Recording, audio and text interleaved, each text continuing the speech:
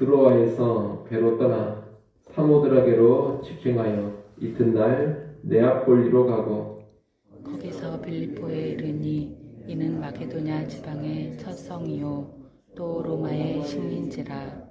이 성에서 수일을 요하다가 안식일에 우리가 기도할 곳이 있을까 하여 문 밖 강가에 나가 거기 앉아서 모인 여자들에게 말하는데 두아디라 시에 있는 자색 옷감 장사로서 하나님을 섬기는 루디아라 하는 한 여자가 말을 듣고 있을세.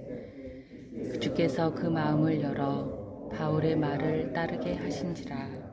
그와 그 집이 다 세례를 받고 우리에게 청하여 이르되 만일 나를 주 믿는 자로 알거든 내 집에 들어와 유하라 하고 강권하여 머물게 하니라. 우리가 기도하는 곳에 가다가 점치는 귀신 들린 여종 하나를 만나니 점으로 그 주인들에게 큰 이익을 주는 자라. 그가 바울과 우리를 따라와 소리질러 이르되 이 사람들은 지극히 높은 하나님의 종으로서 구원의 길을 너희에게 전하는 자라 하며 이같이 여러 날을 하는지라.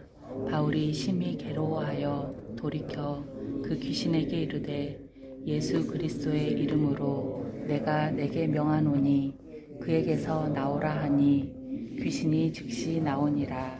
아멘. 바울은 아시아에서 복음을 전하려고 했지만 성령께서 막으셨습니다. 그리고 성령의 새로운 인도 가운데 배를 타고 바다를 건너 마게도냐로 가게 됩니다. 12절에 보면 바울 일행은 마게도냐 지방의 첫 성인 빌립보에 이룹니다. 바울은 보통 유대인의 회당으로 가서 복음을 전하곤 했는데 이 빌립보에는 유대인의 회당이 없었습니다. 당시 유대교의 규례에 따르면 회당을 짓기 위해서는 그 지역에 최소한 성인 유대인 남자 10명이 있어야 했습니다. 빌립보에 회당이 없었다는 것은 그만한 숫자의 유대인이 빌립보에 없었음을 의미합니다. 빌립보는 유대인들이 거의 살지 않는 성읍이었던 겁니다. 이렇게 회당이 없는 경우에는 주로 강가에 기도처를 마련해서 유대인들과 유대교에 관심 있는 이방인들이 모이곤 했습니다. 회당이 없는 곳에서는 강가, 강변이 회당의 역할을 했던 겁니다. 그래서 바울 일행은 혹시 강가에 이런 기도처가 있는가 보려고 안식일에 강가로 나갑니다. 그런데 강가로 나가보니 일단의 여인들이 거기 모여 있었습니다. 안식일에 강가에 이 여인들이 모여 있는 것은 무슨 빨래나 하려고 모여 있는 것이 아닙니다. 이 강가는 회당을 대신하는 기도처이고 여인들은 유대인 여인들이거나 유대교에 관심을 가지고 있는 이방 여인들입니다. 회당에서 모이는 것처럼 지금 강가 기도처에 모여서 일종의 유대교 모임을 갖고 있는 겁니다. 바울은 이 여인들을 대상으로 해서 말씀을 전합니다. 그때 주께서 역사하셔서 말씀을 듣고 있던 루디아라는 여인의 마음을 여십니다. 그녀는 두아디라 출신의 자주옷감 장사였습니다. 오늘날로 치자면 여성 사업가 같은 여인입니다. 14절에 보면 이 루디아를 가리켜 하나님을 섬기는 자라 그렇게 소개하고 있습니다. 이 말은 이방인으로서 유대교에 관심을 가지고 있는 사람이라는 뜻입니다. 그녀는 유대교에 관심을 가지고 유대교 모임에 참여하고 있던 이방 여자였던 겁니다. 바로 그녀의 마음을 주께서 여셔서 바울이 전한 복음을 듣고 믿게 하신 겁니다. 그래서 그녀와 그녀의 온 집안이 다 예수를 믿고 세례를 받게 됩니다. 우리는 여기서 다시금 복음사역, 선교사역의 주체는 하나님이심을 알게 됩니다. 우리가 복음을 전하긴 하지만 듣는 사람의 마음을 여시는 분은 누구냐? 여호와 하나님이십니다. 하나님께서 사람의 마음을 열어주셔야지만 그 사람이 복음을 듣고 예수를 믿게 됩니다. 아무리 우리가 복음을 전한다 하더라도 하나님께서 그 사람의 마음을 열어주시지 않는다면 그 사람은 예수를 믿지 않습니다. 그런 의미는 사람이 예수를 믿고 구원받는 것이 복음을 전하는 우리 자신에게 달려있지 않다라는 것을 분명히 알아야 합니다. 물론 우리는 하나님의 동역자들이고 하나님은 우리에게 복음 전하라는 책임을 주셨습니다. 그래서 우리는 복음을 전하는 겁니다. 하나님은 우리의 복음 전파 가운데 택한 자들의 마음을 여시고 그들을 믿음과 구원의 길로 이끄십니다. 우리는 하나님이 행하시는 이 구원 사역의 도구와 통로로 쓰임을 받는 겁니다. 그러니 오늘 우리가 복음을 증거할 때 저 사람이 예수님을 믿느냐 믿지 않느냐 여기에 우리가 너무 연연하지 않아야 합니다. 우리는 하나님을 의지하면서 힘써 복음을 전하기만 하면 되는 겁니다. 그런 가운데 루디아와 같이 준비된 영혼을 만나게 됩니다. 하나님이 예비하신 영혼을 만나게 되고 하나님의 마음문을 열어주시면 그 사람 예수를 믿는 겁니다. 이를 잘하시고 복음 전파의 열심은 가지시되 내가 저 사람을 하여금 예수 믿게 만들겠다는 그런 집착이나 강박관념은 내려놓을 수 있기를 바랍니다. 복음을 전할 때 내가 어떻게 해보려고 하는 것이 아니라 하나님께 맡기고 평안함과 자유함으로 복음을 증거하시기 바랍니다. 하나님께서 마음문을 여셔서 예수님을 믿게 된 이 루디아는 정말로 하나님의 예비하신 여인이었습니다. 그녀는 예수님을 구주로 믿을 뿐만이 아니라 이 빌립보에서의 바울의 사역을 전적으로 후원합니다. 빌립보에 있는 자신의 집을 바울의 거처로 내주고 복음 사역의 거점으로 삼게 한 것입니다. 오늘 말씀을 보면 강권에서 그렇게 하도록 했다 그럽니다. 바울은 웬만하면 성도들에게 예수 믿는 사람들에게 폐를 끼치지 않으면서 복음 사역을 늘 하려고 했습니다. 그래서 아마 이 루디아가 우리의 집에 들어와서 생활하면서 복음 사역을 해라 이렇게 보냈을 때 거절을 했던 것 같습니다. 근데 거절을 했음에도 불구하고 이 루디아가 계속해서 너무 강권을 했기 때문에 이 루디아의 집에 들어가서 복음 사역을 하게 된 겁니다. 이것을 보면 이 루디아가 정말 하나님이 빌립보에서의 복음 사역을 위해 예비한 여인이라는 것을 분명히 알 수가 있습니다.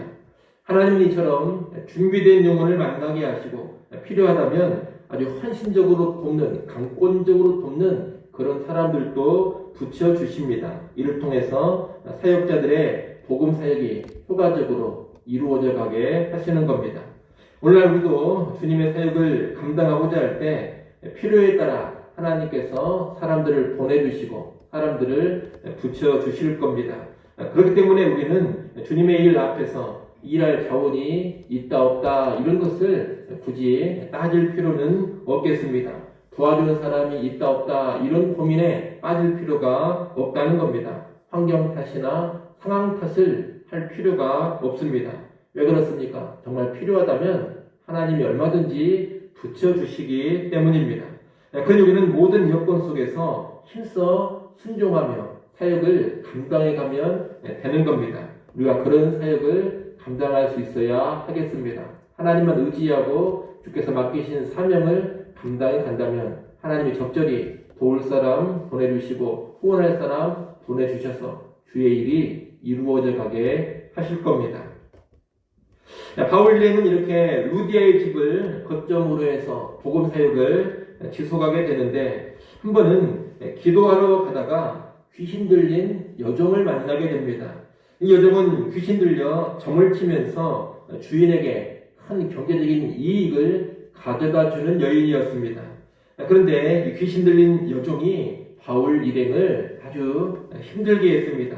여러 날 동안 바울 일행을 따라다니면서 이 사람들은 지극히 높으신 하나님의 종으로서 구원의 길을 너희에게 전하는 자라 이렇게 소리를 질러댄 겁니다. 이 귀신이 지르는 소리는 얼핏 들으면 바울 일행을 인정해주고 높여주는 그런 소리로 들립니다. 하지만 계속 따라다니면서 옆에서 큰 소리를 지르는 것은 실상 복음 사역을 회방하는 일입니다. 옆에서 이렇게 소리를 지르고 있으니 기도를 제대로 할 수가 없습니다. 또 사람들에게 복음 전하는 것도 계속해서 방해를 받습니다. 귀신은 이렇게 소리를 지르면서 복음 사역을 회방하고 있는 겁니다. 이에 바울은 심히 괴로워한 나머지 그 귀신을 예수의 이름으로 쫓아내 버립니다. 이방 땅에서 예수의 이름으로 귀신을 쫓아내는 권능을 행사했다는 겁니다. 이 권능 행사와 더불어서 귀신에게 매여있던 여인을 예수의 이름으로 자유케 만들어 줬습니다. 여러분, 예수의 이름은 이렇게 능력이 있습니다. 예수의 이름은 악한 영, 귀신을 쫓아내는 권능이고 억눌린 영혼을 자유케 해주는 능력입니다. 예수의 이름이 전해지는 곳에는 영적인 어둠이 물러가는 것이고 사탄의 견고한 진이 깨어져 나갑니다. 묶여있던 영혼들이 풀려나고 자유케 되는 그런 역사가 일어납니다. 그러기에 언제나 참된 소망, 참된 능력은 예수의 이름이라는 것을 우리는 분명히 확신할 수 있어야 하겠습니다. 우리가 복음을 전하고 복음의 사명을 감당해 갈 때 이 확신이 없이는 제대로 사명 감당을 할 수가 없습니다. 예수 이름에 대한 확신이 없는데 어떻게 복음을 담대하게 전할 수가 있겠습니까? 예수 이름의 능력에 대한 확신이 없는데 어찌 복음을 기쁨으로 외칠 수가 있겠습니까? 복음을 전함에 있어서는 반드시 예수에 대한 능력에 대한 확신이 있어야 하는 겁니다. 그런데 우리가 오늘 복음을 증거할 때도 예수 이름의 능력에 대한 강력한 확신을 가지고 증거할 수 있기를 바랍니다. 예수 이름을 전하고 예수 이름으로 선포하면 악한 영들은 물러가고 영혼은 자유케 된다. 반드시 이런 확신 가지고 복음 사명 감당해가는 우리 모두가 될 수 있기를 간절히 소원합니다. 기도하겠습니다.